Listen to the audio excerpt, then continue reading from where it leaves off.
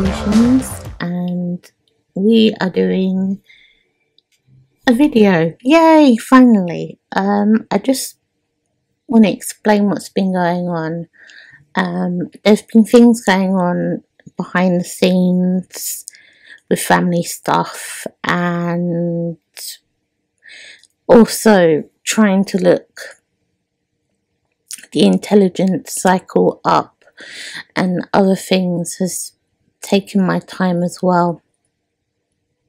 So that's why I haven't done a video. So I'm really sorry it's taken me a long time to do.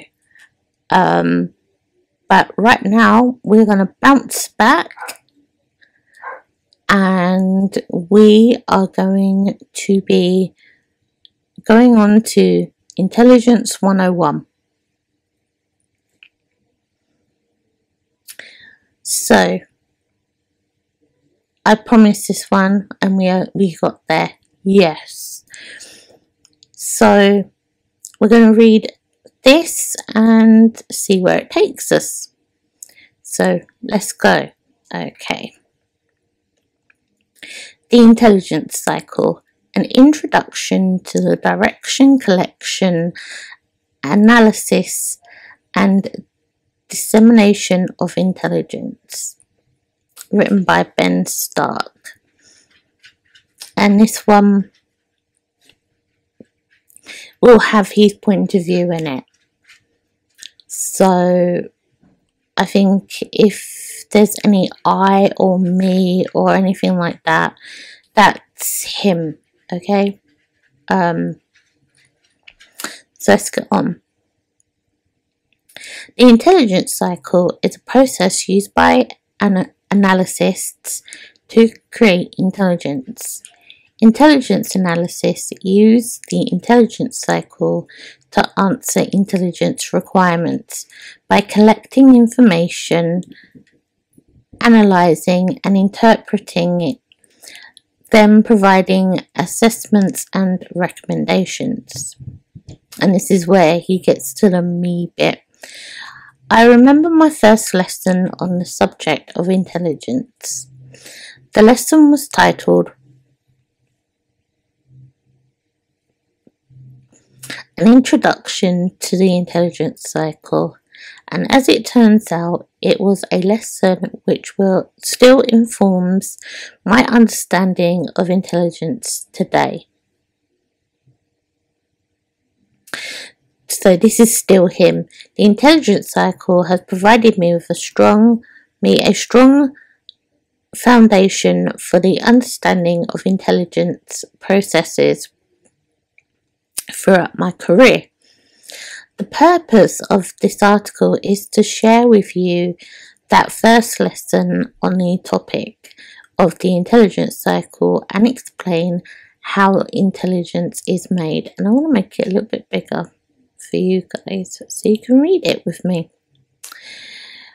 By the end of this article, you will have an understanding, and I think there was meant to be an of, what the intelligence cycle is, how the intelligence cycle works,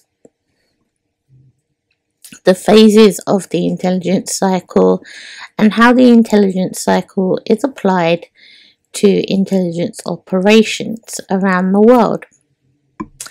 This article is intended to be an introduction to the intelligence cycle. A more in-depth explanation, including all the steps of this intelligence cycle, is available in our books, but the book isn't around anymore for some reason. So let's begin. What is the intelligence cycle? The intelligence cycle is a tool used for the creation of intelligence, which informs the planning and decision of commanders and policymakers. So when he says commanders, that I think goes about the army. So the army used the intelligence cycle as well. The intelligence cycle is comprised on the four fundamental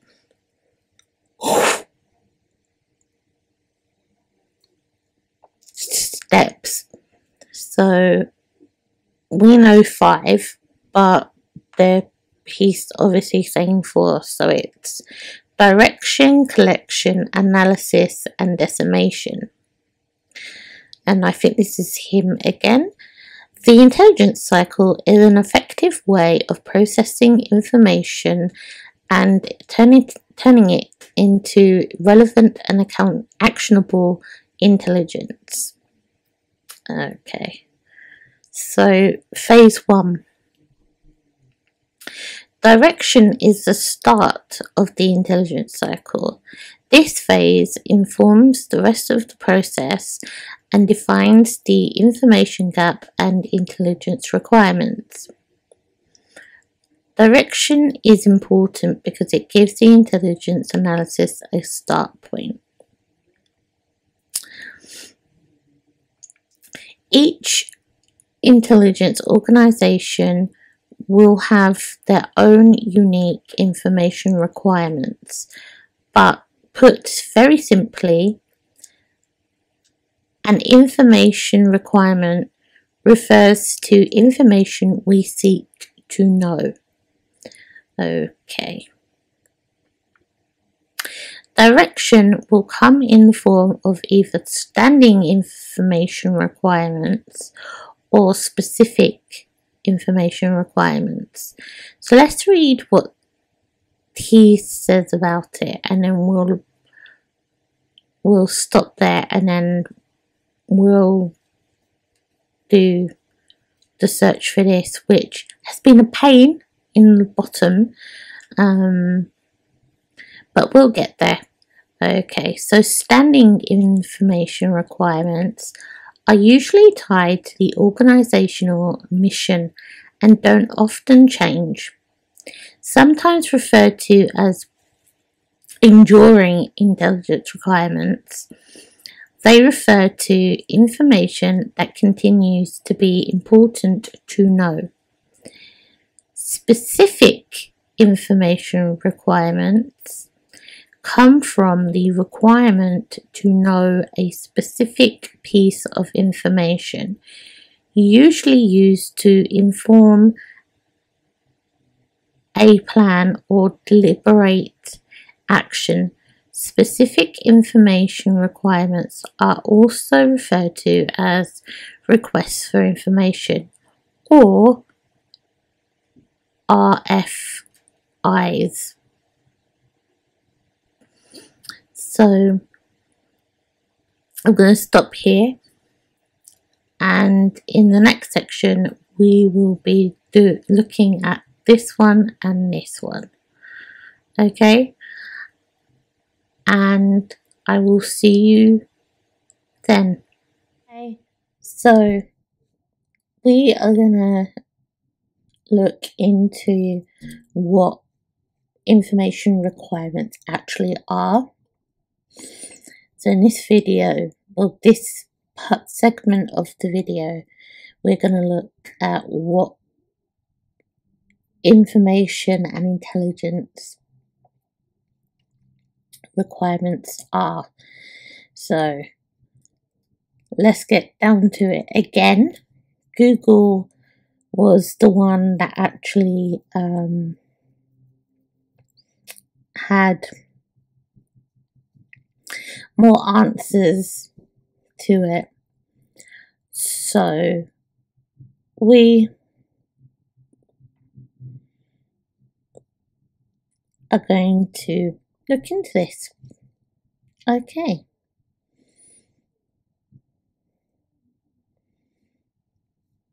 Ooh, new site.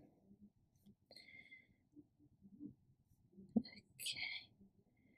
Looks like a cyber site though.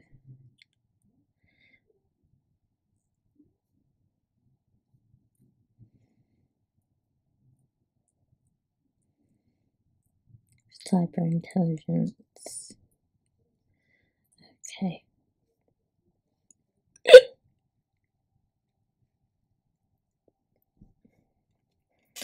Intelligence requirements prioritized intelligence requirements indicators specific information requirements. Okay.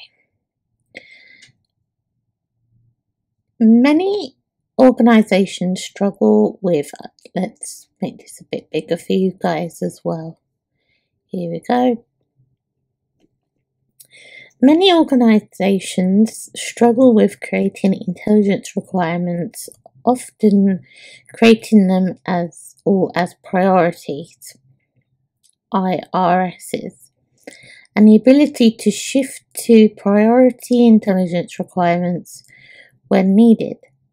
This method supports situational awareness, contributes to the intelligence prevention of the cyber battlefield, and allows rapid shifts in priority. So this is mainly about cyber, but like the CIA and all that use cyber stuff anyway. So it's good to get a good mixture of what it's about.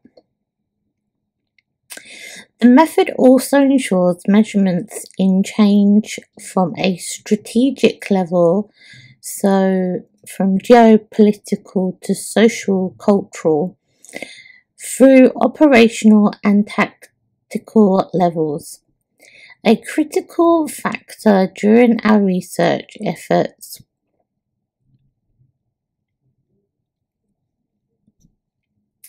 is the determination of what indicators at the strategic, operational and tactical levels to monitor. Intelligence requirements is defined as any subject, general or specific, upon which there is a need for the collection of information or the production of intelligence.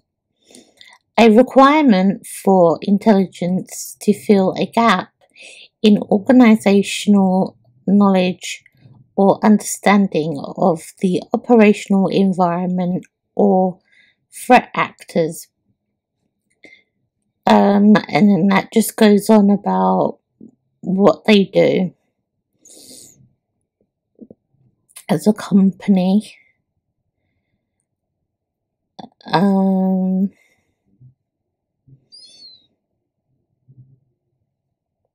Okay, so this middle part here where it said before it went on the advertising, so general or specific information collection to filling gaps. Okay, so I think we can put that one in the bag. So that'll be good. I think, oh, hang on.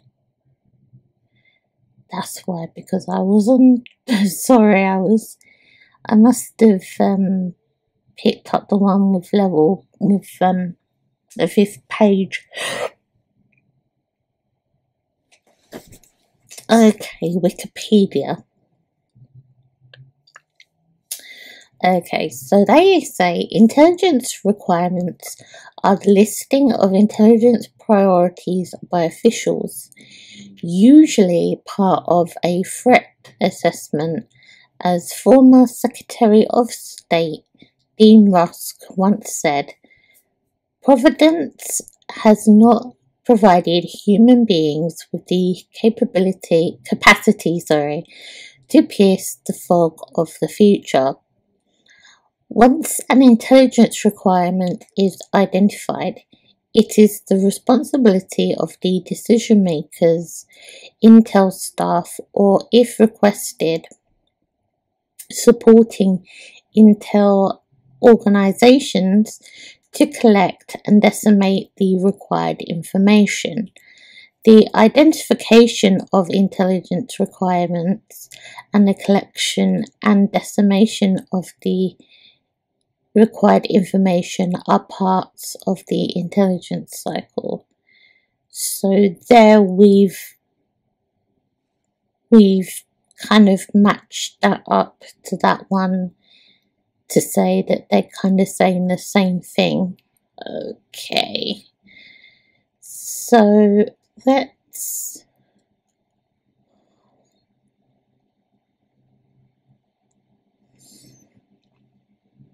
we'll make this bigger.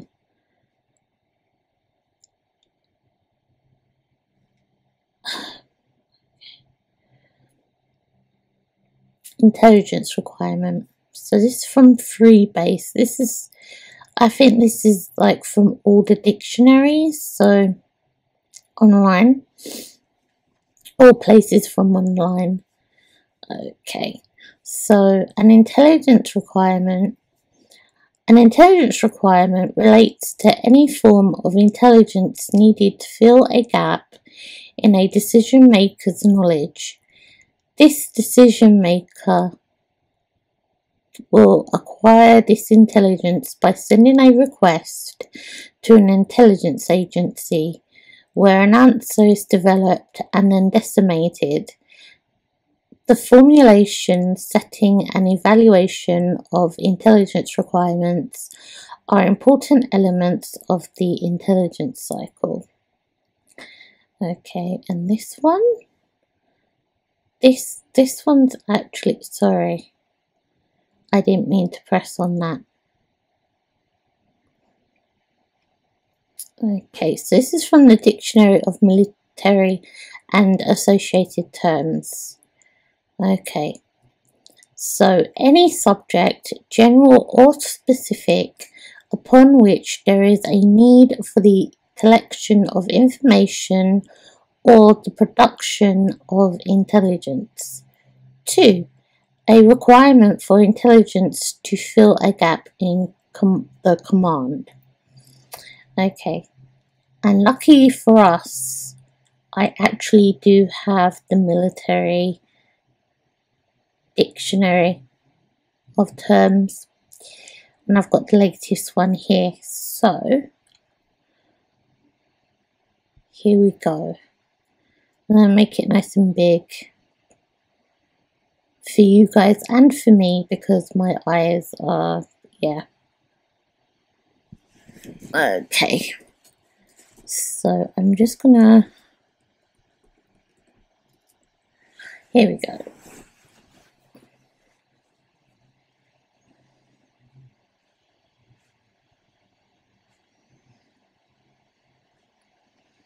Now there's a lot of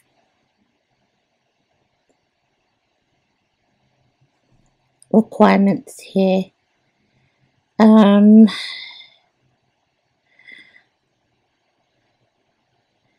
So in collection management and in, sorry, I have to make this bigger. God, I am going blind in my old age. Okay, so here they say,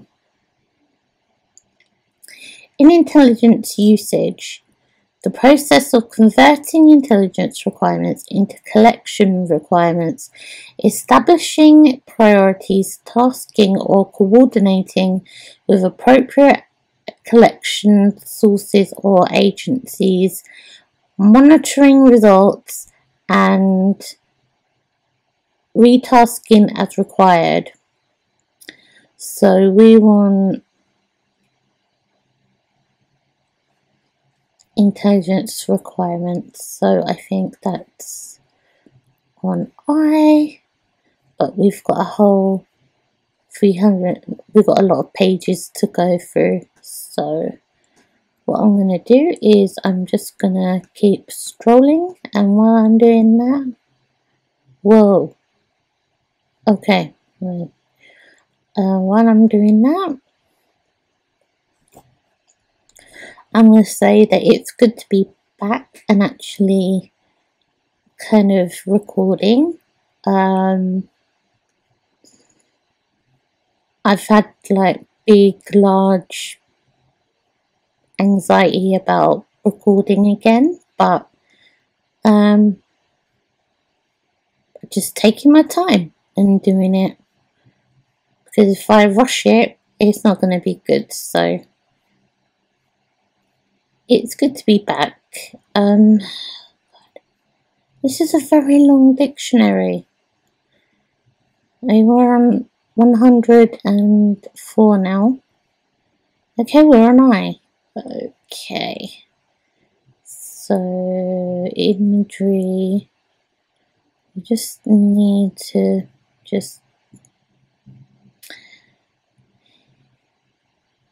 we're nearly there, guys. We're nearly there. Information requirements. Okay. In intelligence usage, those items of intelligence regarding the adversary and other relevant aspects of the operational environment that need to be collected and processed in order to meet the intelligence requirements of a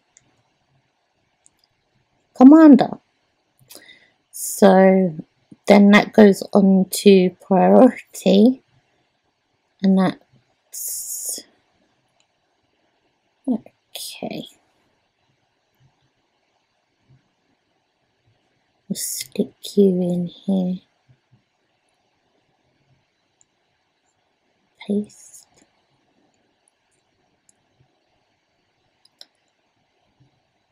Intelligence requirement here.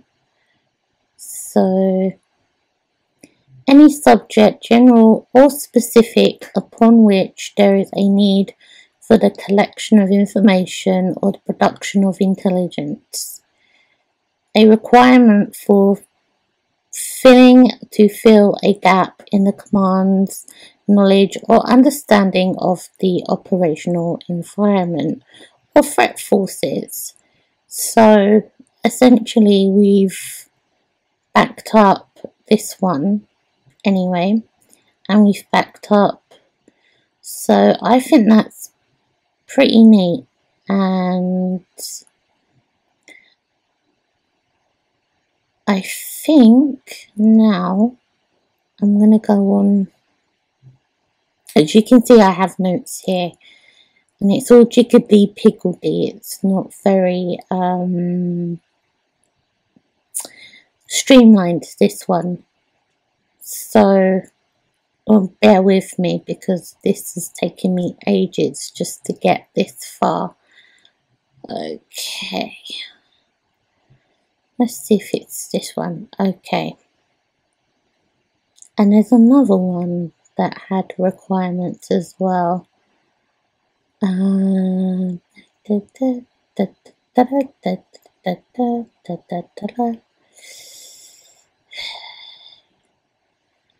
you I can't find it now. And that's going to annoy me. And I'll go all the way down here now. Okay, intelligence. Okay. There was also this as well. Okay. Intelligence collection. That's the same one, so I think it's intelligence.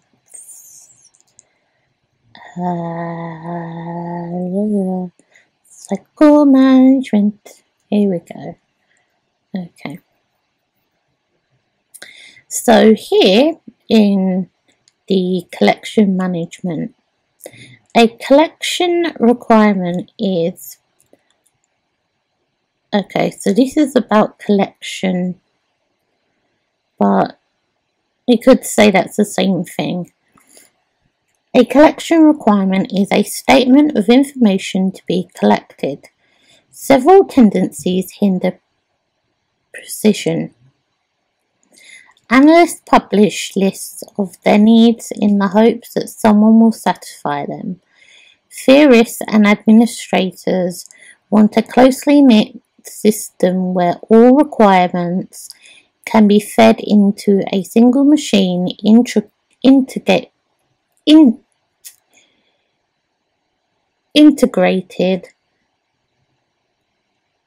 ranged by priorities and allocated as directives to all parts of the collection apparatus. Collectors demand specific requests for information keyed to their capabilities.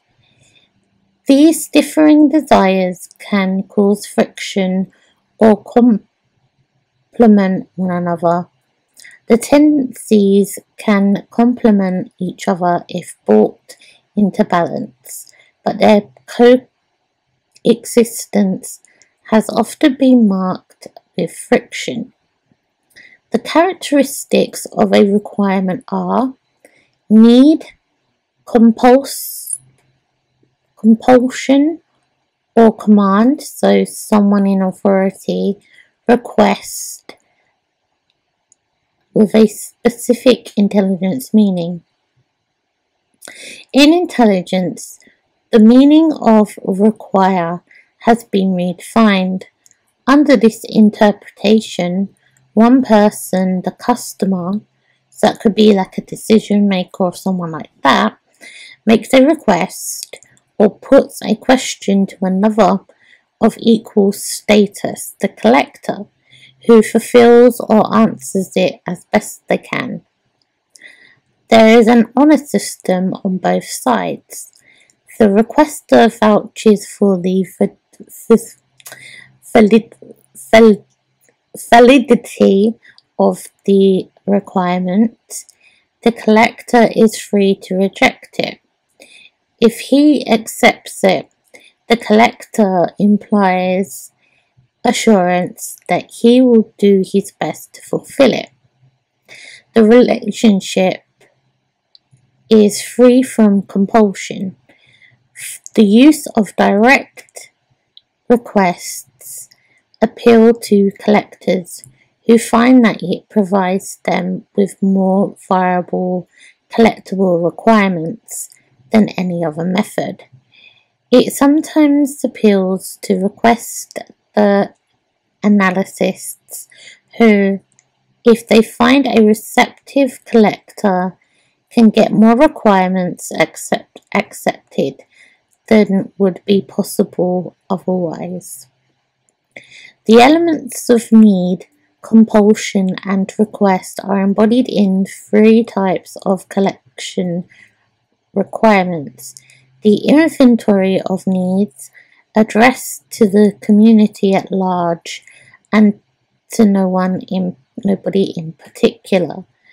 The directive addressed by a higher to a lower echelon, and the request addressed by a customer to the collector.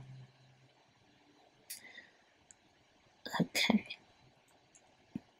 So from what I can tell from this is that in collection requirements that it's slightly different than just looking for information than what they're saying.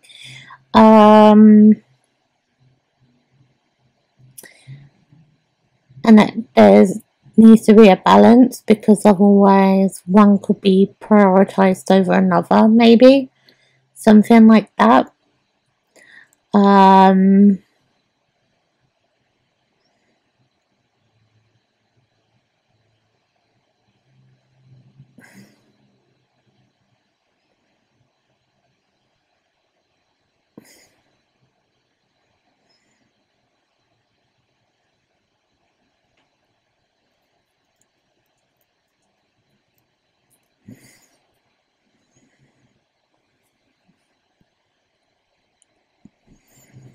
Okay, so, and here's the, so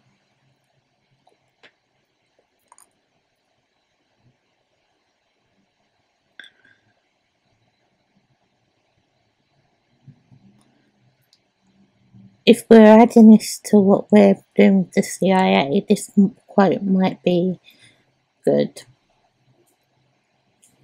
Okay, so requirements may be cast in terms of an analyst technique, collection method, subject matter, source type or priority.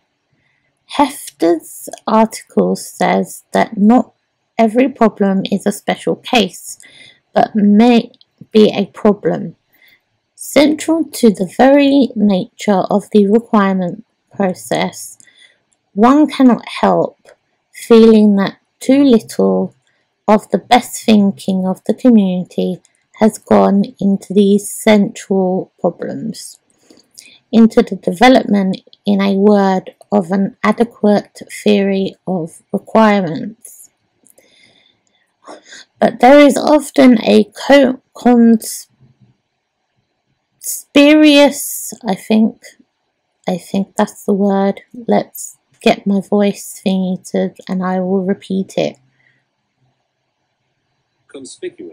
Conspicuous hiatus between requirements produced at a managerial level and the requirements produced on the working level. Dealing with general matters has itself become a speciality.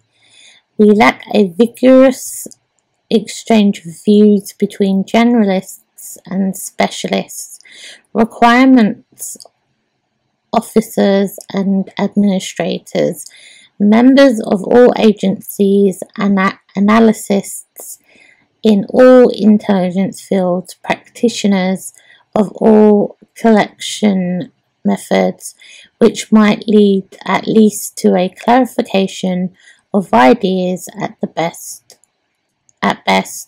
to a solution of some common problem. Okay, so I just want to find out when he said this, because it was 2013 and the page ain't there anymore, but it was 2013 if I said, so it is kind of relevant. Okay, because it's relevant as in the CIA wasn't the head honcho of the intelligence community. Okay, right. And that looks like complicated stuff that probably will need to be spoken about later. Okay. So, and we have this one which says requirements, and this is intelligence cycle management. This is collection management. So that's when they're collecting information, and this is management as in probably using old stuff and trying to get new stuff, if that makes sense. Okay. Leaders with specific objectives communicate their requirements for intelligence inputs to applicable agencies or contacts. An intelligence customer might be an infantry officer who needs to know what is on the other side of the next hill, a head of government who wants to know the probability that a foreign leader will go to war over a certain point, a corporate executive who wants to know what his or her competitors are planning, or any person or organization, for example, a person who wants to know if his or her spouse is faithful. And that will come under private detectives, probably. Okay. So here they're saying that it can be governmental, it can be corporate, or it can be private detective. So let's go through this. Establishing the intelligence requirements. So this is national and strategic. Establishing the intelligence requirements of the policymakers is management of the entire intelligence cycle, from identifying the need for data to delivering an intelligence product to a customer. According to a 2007 report by the US Intelligence Board, it is the beginning and the end of the cycle. The beginning because it involves drawing up specific collection requirements, and the end because finished intelligence which supports policy decisions generates new requirements. The whole process depends on guidance from public officials, policymakers, the President, his aides, the National Security Council, and other major departments and agencies of government initiate requests for intelligence. Issue coordinators interact with these public officials to establish their core concerns and related information requirements. These needs are then used to guide collection strategies and the production of appropriate intelligence products. That sounded a bit more straightforward than the other ones, didn't it? Okay, now we're going to do the military. So, military and operational. Intelligence requirements are determined by the commander to support his operational needs. The commander's requirements, sometimes called essential elements of intelligence, we're going to look into that, so don't worry about it, initiates the intelligence cycle. Operational and tactical intelligence always should help the commander select an action. Each intelligence source has different characteristics that can be used, but which may also be limiting. Imagery intelligence, IMINT, for instance, may depend on whether satellite orbits or the ability of aircraft to elude ground defense and time for analysis. So basically whether like the satellite or the plane can actually do it without being intercepted or found. Basically, other sources may take considerable time to collect the necessary information. Measurement and signature intelligence, MASINT, depends on having built a library of signatures of normal sensor readings in order that deviations will stand out. So what I mean is they need like a scan of the whole area already, just so that then they can scan it again to see what's over, so that might take time. Okay, also I want you to add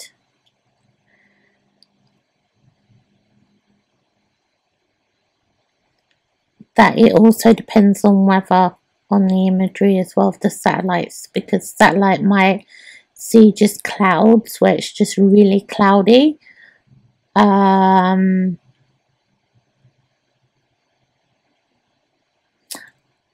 or the aircraft might, because certain weather conditions, and how the satellite orbits as well, because they might get knocked off course by a meteor or some debris or something as well. Sorry, I just wanted to add that. In rare cases, intelligence is taken from such extremely sensitive sources that it cannot be used without exposing the methods or persons providing such intelligence. One of the strengths of the British penetration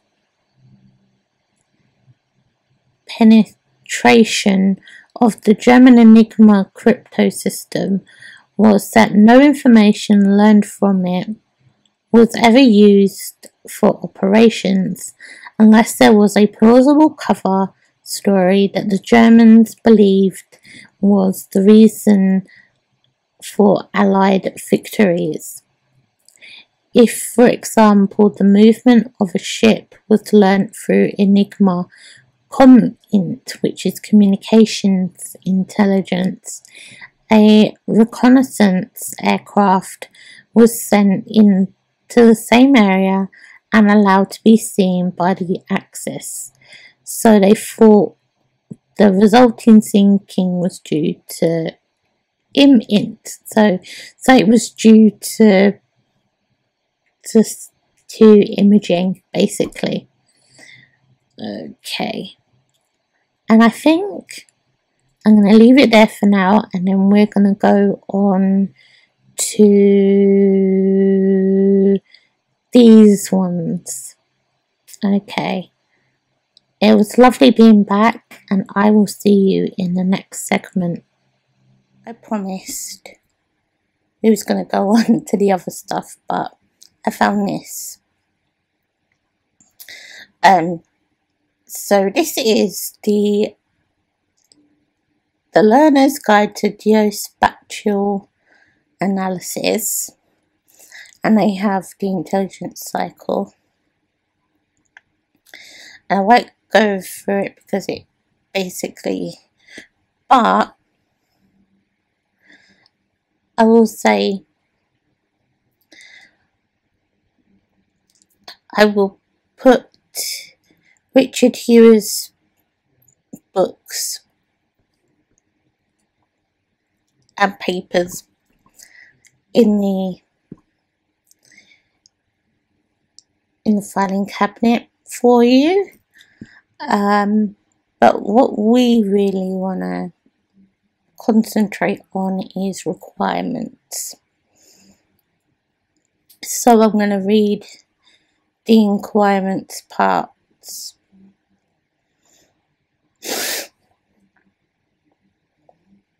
Which is this one and this one. Okay. Let's get down to it. Okay. So requirements. Identifying requirements means defining those questions to which intelligence is expected to make a contribution. Requirements also mean specifying the collection of certain types of intelligence. The impulse is to say that all policy areas have intelligence requirements, which they do. However, since intelligence capabilities are limited, priorities must be set. So what they're basically saying there is some information is more important than other information that needs requirements. So you don't always need to have requirements for everything. Sometimes only certain things need requirements. Okay, collection. Once requirements and priorities have been established, the intelligence is collected.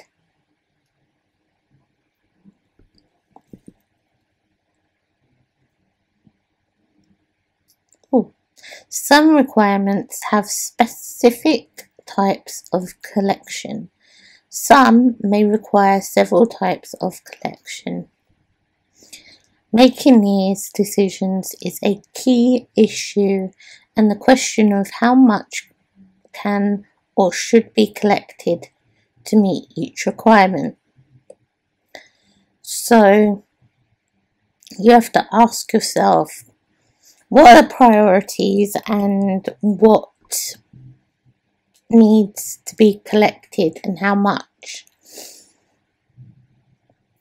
So do we need to look more into maybe open source? Do we need to do more human intelligence? That's what they mean. I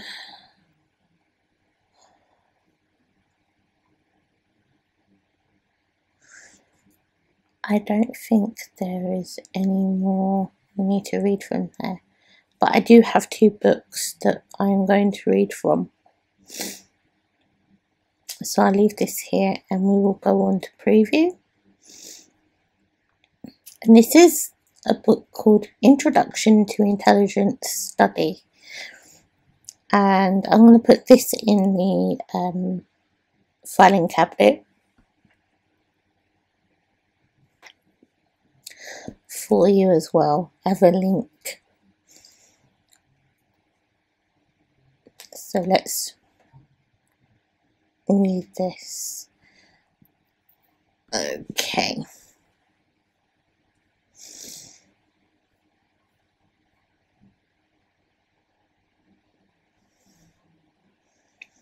That's the origins of the intelligence cycle.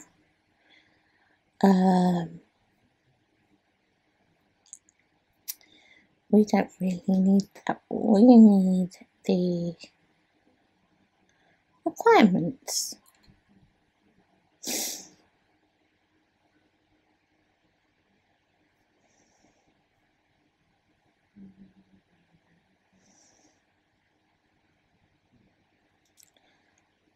Okay.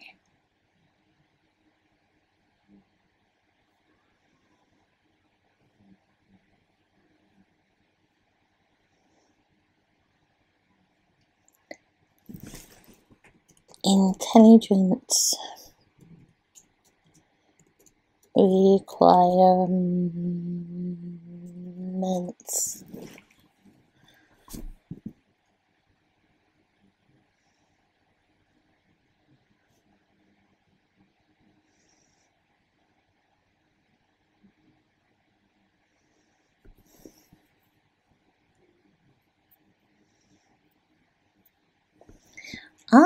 Okay.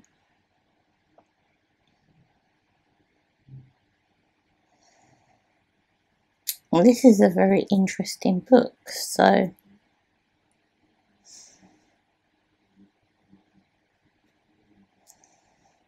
it gives you the history of all the CIA and how they do their intelligence. So I actually found this and was quite excited actually. Okay.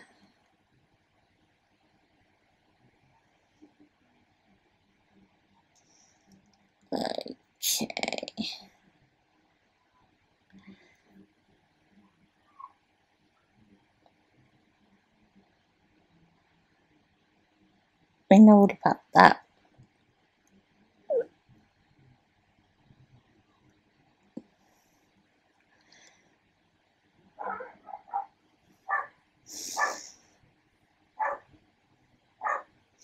Okay, so once these questions have been resolved, they can be crafted into requirements or the goals of the particular intelligence endeavour.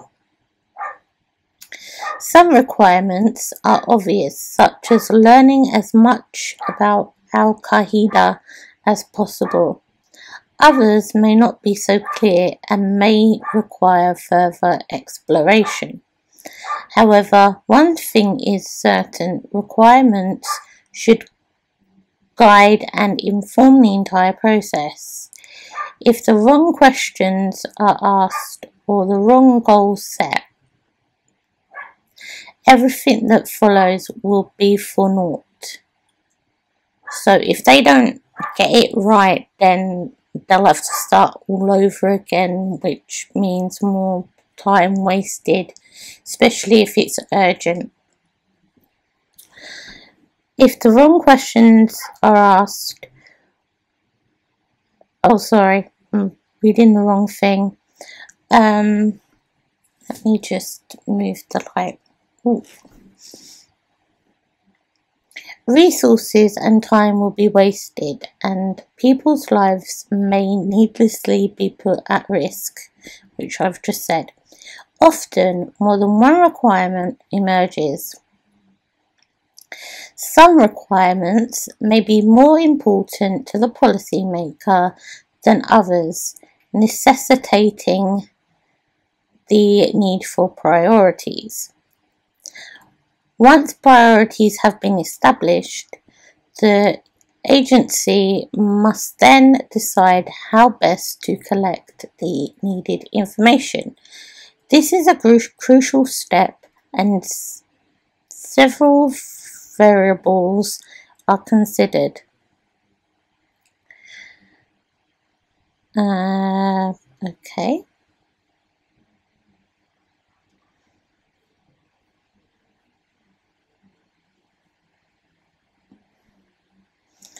That just is intelligence.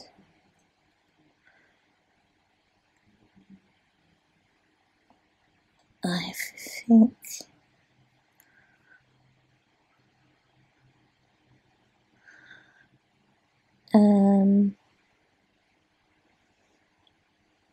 I recommend reading this though, because this is a really good little book to read and learn.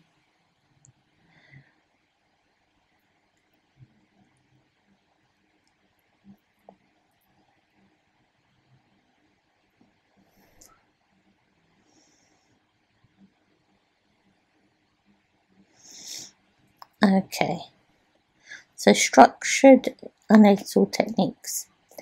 Some experts have concluded that unstructured analysis, such as that performed in the early days of the intelligence community, does little to inhibit the production of bias.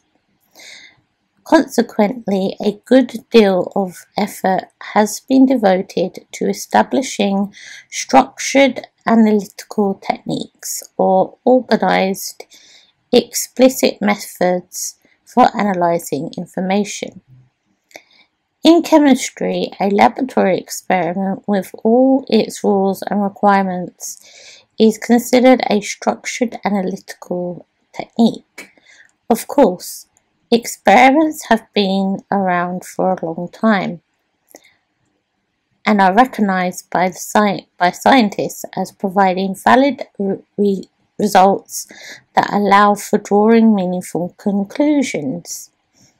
The methods being developed in the intelligence community today are too new to assess at this point, although many intelligence officials believe they do improve in analysis. The following section describes some of the more popular structured techniques in use today. Okay, so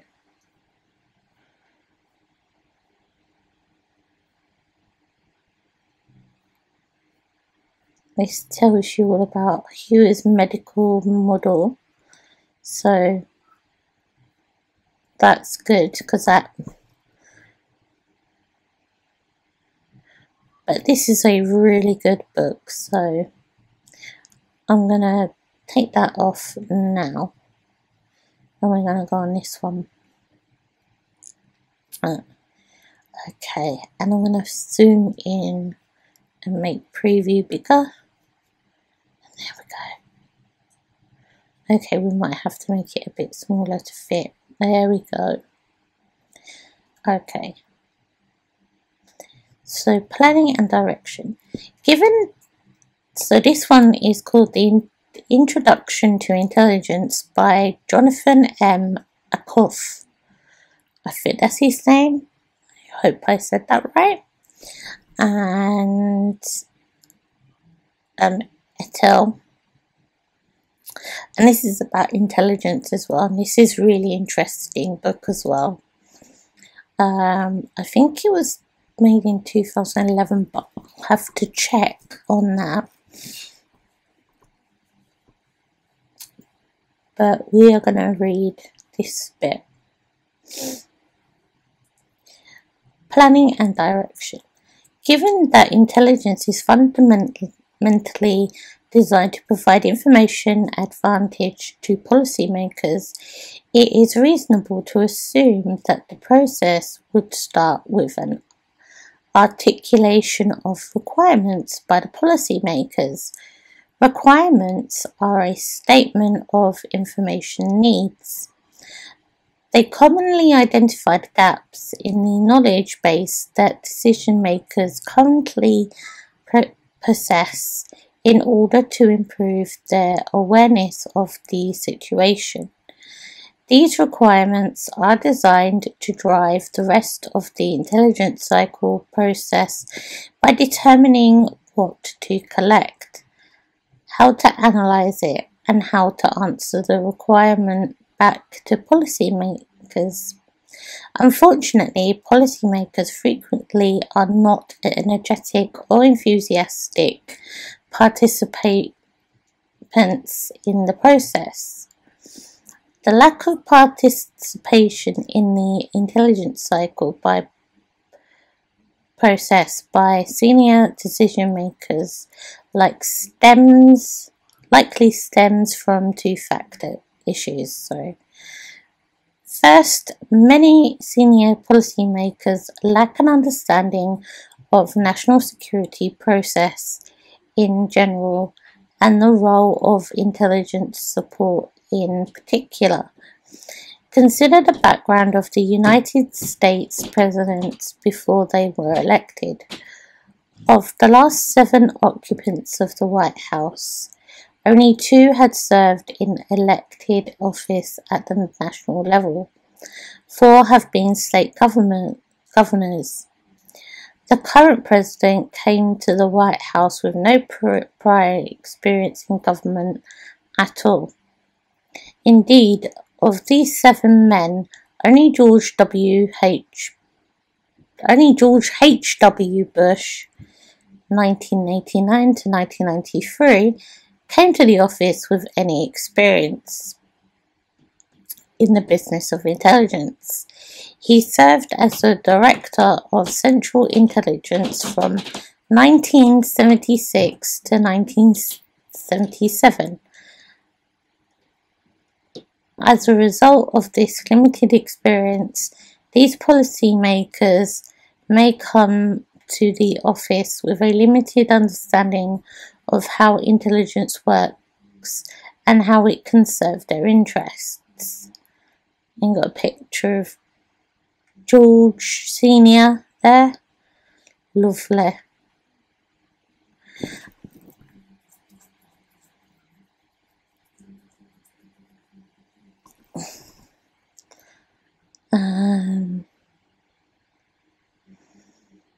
Okay, I think it was here.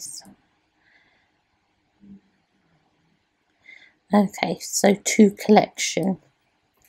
If policymakers have questions that the current information holdings cannot answer, then the intelligence function must have a mechanism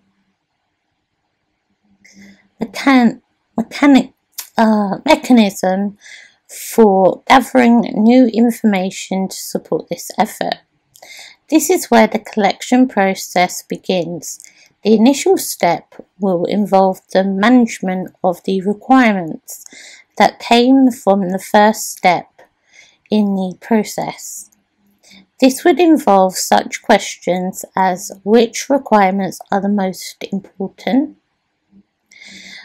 what method of collection is most appropriate for the requirement, and what collection resources are currently available for the mission. Unfortunately, in the US IC intelligence community, The management of requirements is decentralized with several disciplines. Specific systems such as the National SIGINT Signal Intelligence Requirements Process and the MASINT Requirement System, concurrently managing their respective areas of the collection process. The ability to collect information is typically premised on having two key elements. Oh, okay, I think that's going on about. Okay. We don't need to know that.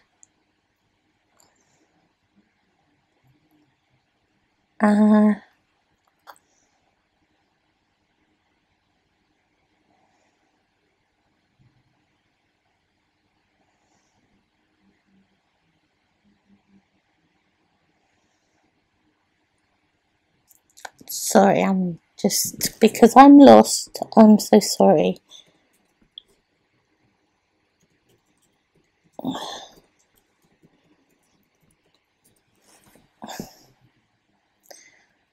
Okay.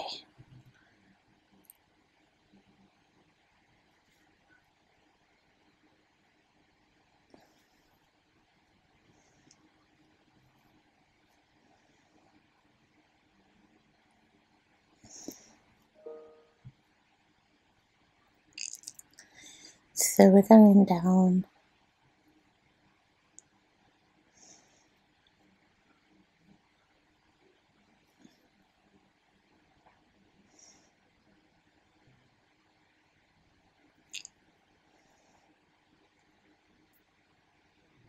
Okay.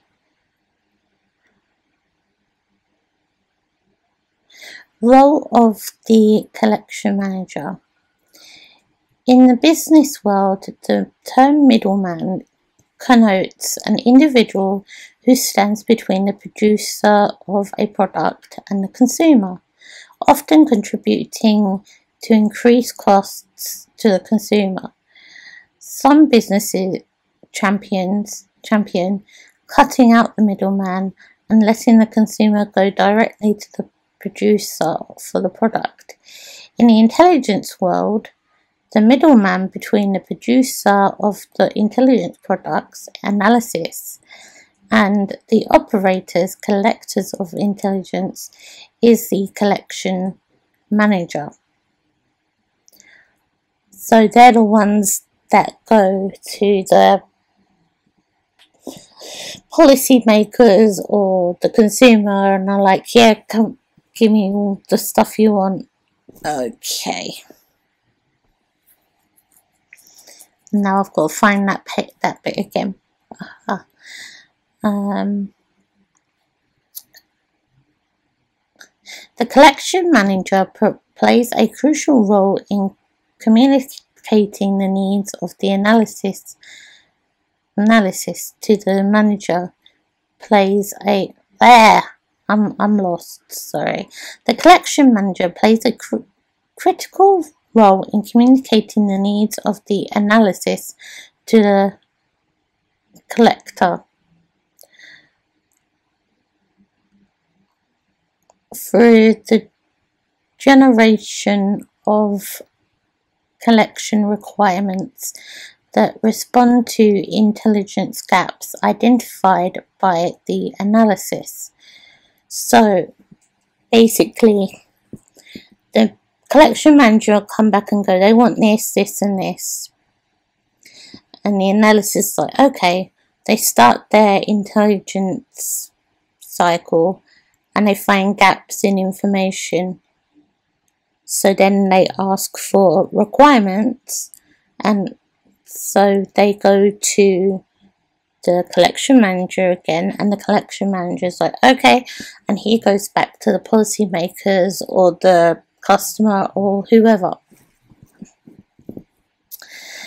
These collection requirements are written by the collection manager in the format required by each of the functional managers. HUMIT collection requirements sent to the CIA or DIA. SIGINT requirements sent to the NSA or GeoINT requirements. NSA. GeoINT requirements sent to the NGA, National Geographic, something like that, etc. Collection managers are trained in understanding the capabilities of the collectors, as well as the need of the analysis. They play a crucial role in being able to discern which intelligence discipline is most likely capable of satisfying an analyst's need for the type of intelligence collected. So that's answered quite a few questions that I had. So now that we know that, I am happy. Oh no, this might be the one that's actually 2019, sorry. So I'm not going to read this, but I will read this bit. The collection manager provides two-way communication between the analysis and the collectors. Not only does the manager generate collection requirements on behalf of the analysis, the manager also facilitates feedback to the collectors to let them know whether the information they have collected satisfies the analysis need or whether additional collection may be necessary. In some cases, such as HUMINT reporting, a collector may have a continuing intelligence requirement from an analysis to collect information on a foreign military's artillery system and will apply those standing questions to any source that is debriefed who may have had access to such information. After a report is generated, the analysis receives it. The analysis may have additional questions for the collection to follow up on through a specific source directed collection requirement, which the collection manager generates. Since that collector may no longer have access to the source, the collection manager may have to request a follow-up debriefing of the source by another service or agency through the collections requirements process.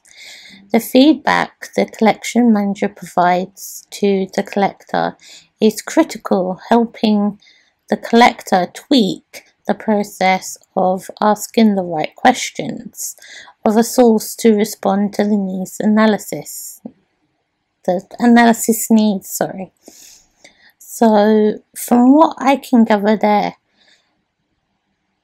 is, if say they're saying HUMINT reporting and they have to be debriefed for standing questions, which we are going to get to. Don't you worry about that. I'll probably have to go into this book as well. That'll be in the next video now. So they debrief, and then sometimes that collector doesn't have that information anymore. So then they have to find that information. The manager has to find that information from other agencies, like so if it's HUMINT, then it would be the CIA and the DIA. And then the collection manager will take it to the and they'll get feedback and then come, and if it needs tweaking then they go back to the collector and so on. So it's a very, very long process from what I can read. Okay, I'm not going to read anymore because I think it's going to go on to standing and all that, and number two is I don't want to confuse people or myself. So what I'm going to do is I'm going to turn this off. I'm going to stop here and say thank you for bearing with me with this whole kind of going through books and stuff, and just thank you for bearing with me through this like long haul, and I will speak to you in the next video, and I'll say bye.